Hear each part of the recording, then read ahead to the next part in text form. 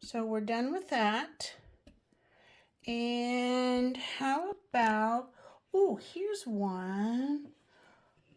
Aurichalcite, Dragonstone Septarian, and ooh, that's a nice pairing. Dragonstone Septarian, Aurichalcite, Aragonite on copper, or copper's in there, and then green banded onyx. How awesome is that? You can add selenite if you want to. It's a very versatile piece. This is a huge, this is one of my 2 manifestation crystals.